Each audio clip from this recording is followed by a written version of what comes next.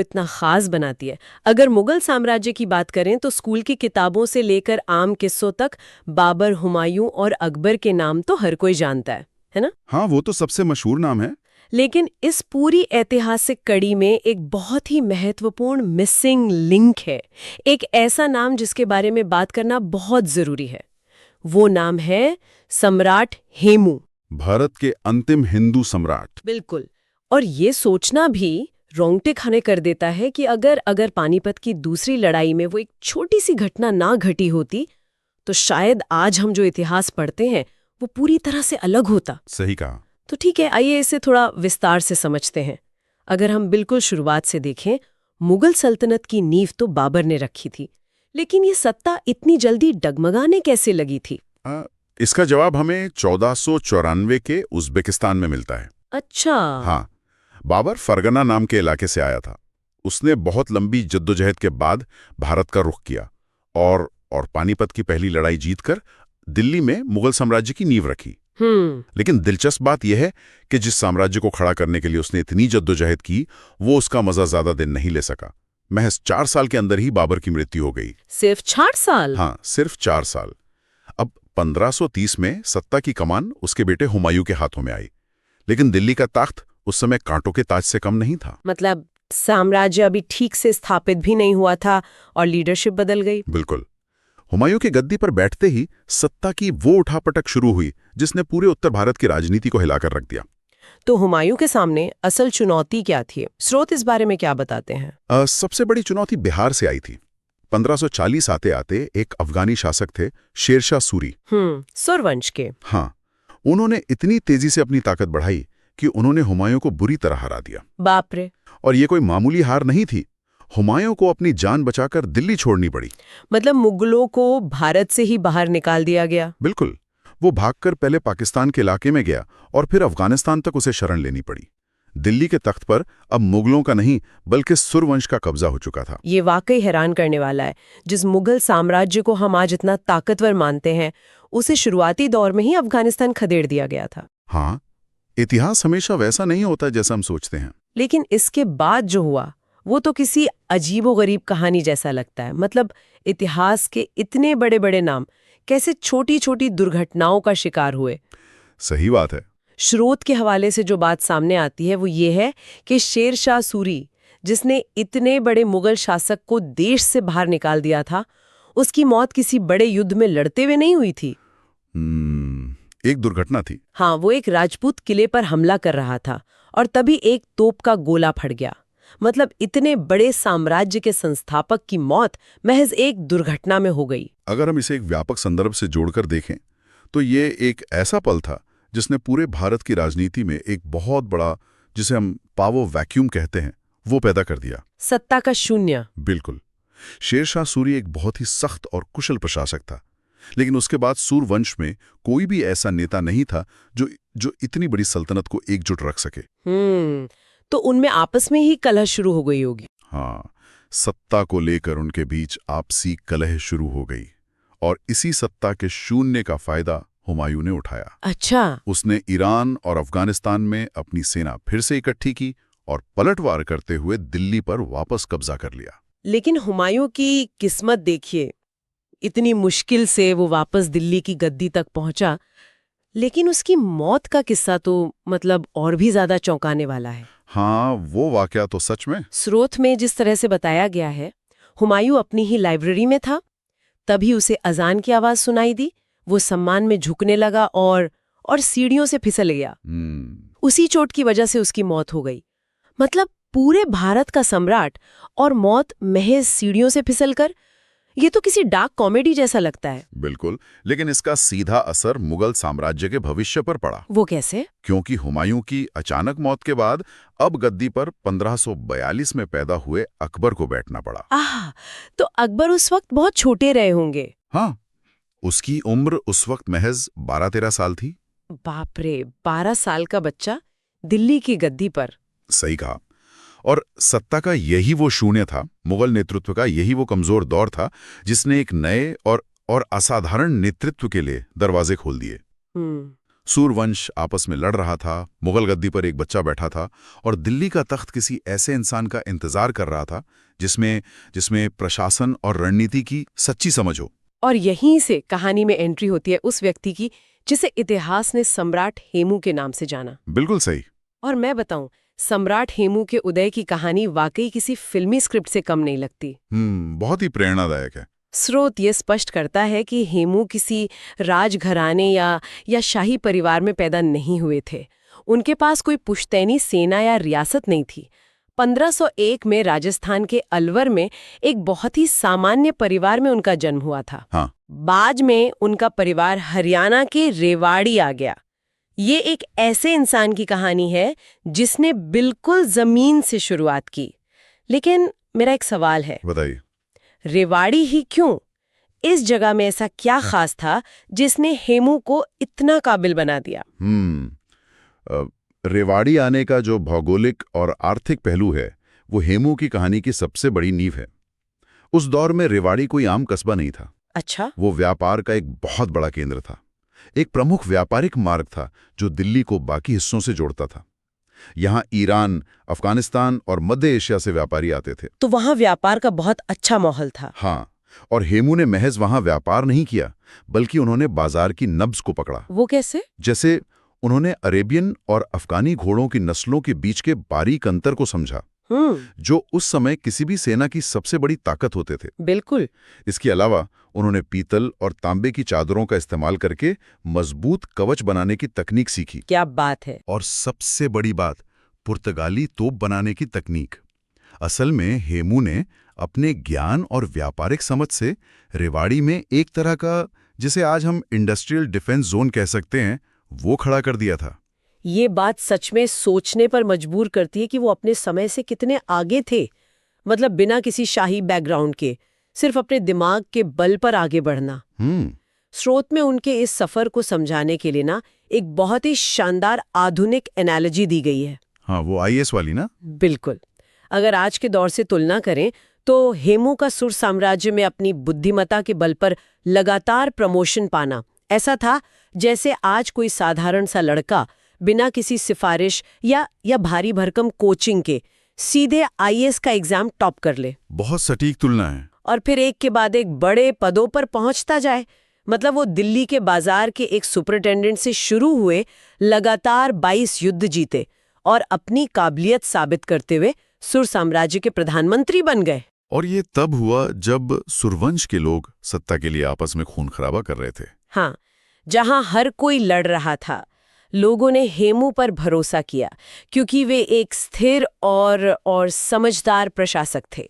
इस प्रशासनिक सफलता के पीछे एक बहुत बड़ा विजन था उनका। वो विजन क्या था?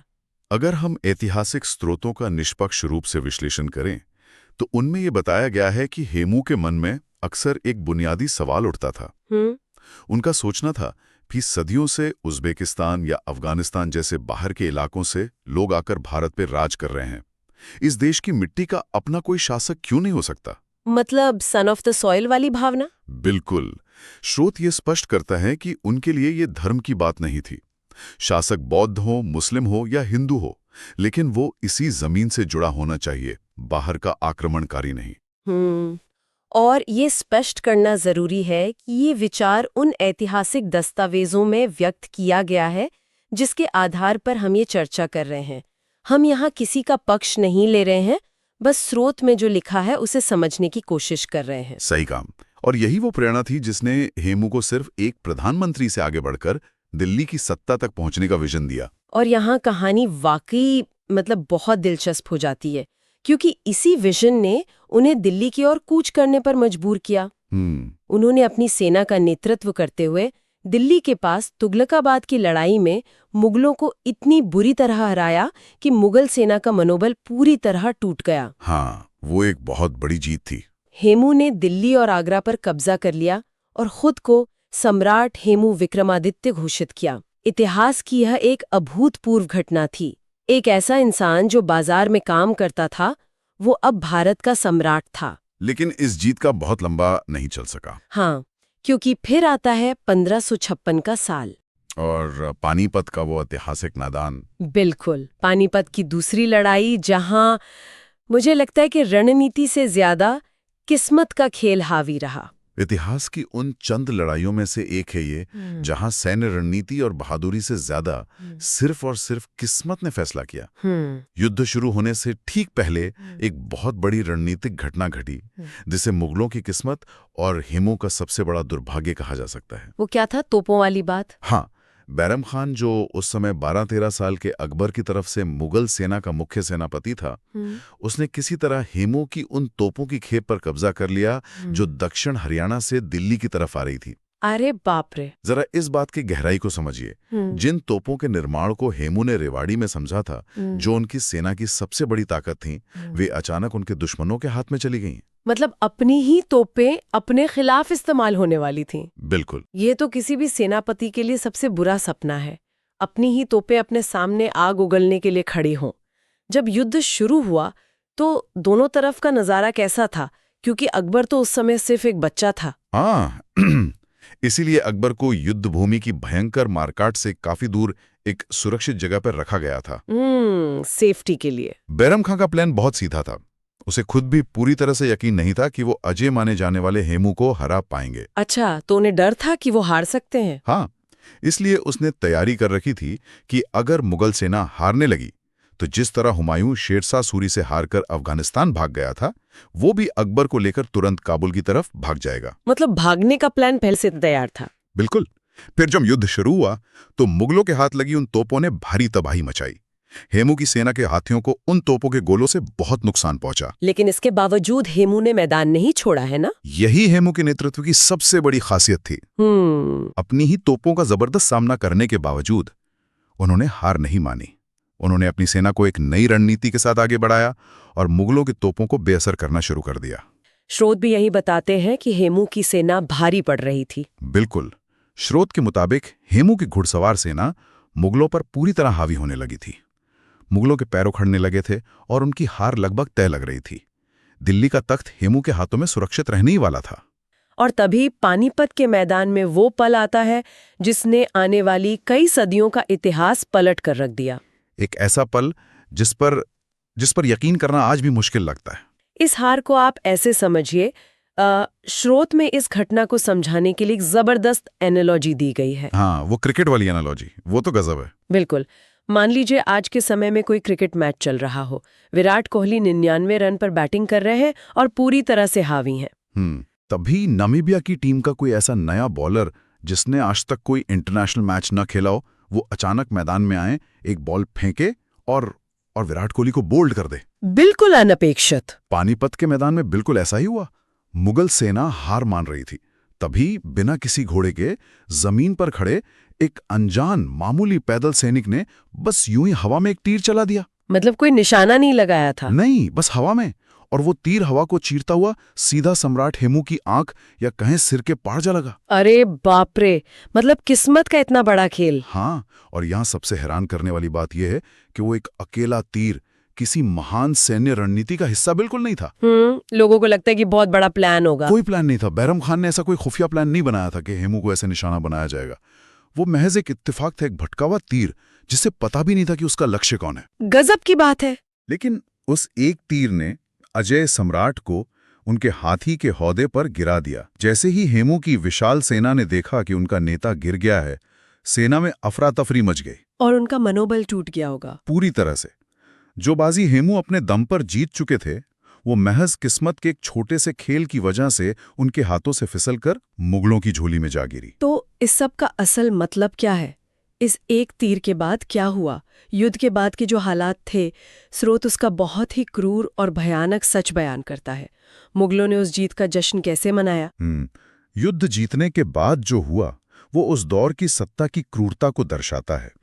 घायल और बेहोश हेमू को बैरम खान और अकबर के सामने लाया गया। ऐतिहासिक दस्तावेजों के अनुसार हेमू का सिल धड़ से अलग कर दिया गया। ये बहुत ही दर्दनाक है। ये बताया जाता है कि बैरम खान ने खुद अपनी तलवार से उनका सिर काटा, लेकिन ऐसा करने से पहले अकबर का हाथ उस तलवार पर लगवाया गया, ताकि ये दिखाया जा सके कि सम्राट ने मारा है। बिल्कुल। इसका मकसद ये राजनीतिक संदेश देना था कि मुगल सम्राट ने खुद अपने सबसे बड़े दुश्मन को मारा है। और खौफ पैदा करने के लिए उनके शरीर के साथ भी बहुत अमानवीय व्यवहार किया गया। सही कहा ना? हाँ, मुगलों का खौफ कायम करने के लिए हेमू के कटे हुए सिर को अफगानिस्तान के काबुल भेज दिया गया, काबुल क्यों? ताकि वहां के लोग जान सकें कि दिल्ली पर मुगलों का कब्जा पक्का हो गया है और उनके शरीर को दिल्ली के एक दरवाजे पर लटका दिया गया।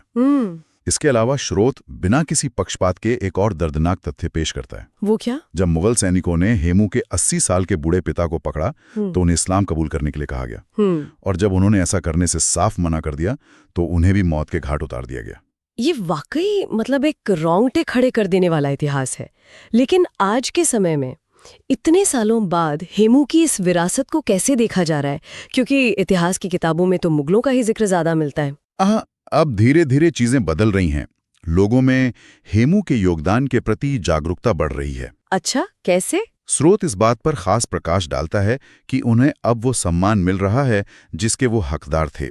उदाहरण के लिए 2016 के यूपीपीएससी एग्जाम में एक बहुत ही अहम सवाल पूछा गया था। कौन सा सवाल? सवाल था, भारतीय गौरव का अंतिम सूर्य यानी the last son of Indian glory किसे कहा गया है? और उसका आधिकारिक उत्तर सम्राट हेमू है। क्या बात है! इसी तरह आज हरियाणा सरकार अपनी आधिकारिक वेबसाइट पर उन्हें एक राष्ट्रीय स्वतंत्रता सेनानी का दर्जा देती है। ये एक बहुत बड़ा सम्मान है। बिल्कुल। ऐतिहासिक रूप से देखें तो पृथ्वीराज चौहान के बाद हेमू दूसरे और आखिरी हिंदू राजा थे जिन्होंने दिल्ली के तख्त पर अपना कब्जा जमाया था। तो स्रोतों की इस पूरे विश्लेषण से एक बात तो बिल्कुल साफ हो जाती है कि ये सिर्फ एक राजा के उत्थान और पतन की कहानी नहीं है। बिल्कुल नहीं। ये एक ऐसे इंसान की कहानी है जो सिर्फ सत्ता या कुर्सी का भूखा नहीं था। वो एक ऐसा प्रशासक था जो अपने लोगों के प्रति समर्पित था, जिसने बाजार से उठकर प्रशासन की बारीकियां सीखी और जिसे किसी राजघराने ने नहीं बल्कि उसकी अपनी काबिलियत ने वो मुकाम दिलाया। सही कहा। उनकी जिंदगी ये साबित करती है कि सच्चा नेतृत्व आपके जन्म या आपकी जाति से नहीं बल्कि आपके कर्म, आपकी मेहनत और आपकी क्षमता से तय होता है। बिल्कुल। हेमू का उदय एक ऐसे मुश्किल समय में हुआ जब हर तरफ अराजकता थी, बाहरी हमले हो रहे थे, और उन्होंने अपनी रणनीतिक बुद्धिमत्ता से उस अराजकता के बीच एक व्यवस्था कायम करने की कोशिश की थी। तो अगर इस पूरी विस्तृत चर्चा को हम समेटें तो ये कहानी हमें इतिहास के बारे में एक बहुत बड़ा सबक देती है। वो क्या? वो ये कि हम हमेशा सोचते हैं कि इतिहास बड़े बड़े सेनापतियों की लंबी प्लानिंग, उनके नक्शों और उनकी रणनीतियों से तय होता है। बिल्कुल। लेकिन कई बार एक छोटी सी दुर्घटना, जैसे किसी किले पर तोप का फट जाना, अजान सुनकर सीढ़ियों से फिसल जाना, या फिर पानीपत के मैदान में हवा में चला एक अनजान भटकावा तीर, आने वाली कई सदियों का इतिहास लिख देता है। इससे एक बहुत ही महत्वपूर्ण सवाल खड़ा होता है। कौन सा सवाल? इस चर्चा के अंत में सुनने वालों के लिए ये सोचने का एक ऐसा नजरिया है जो इतिहास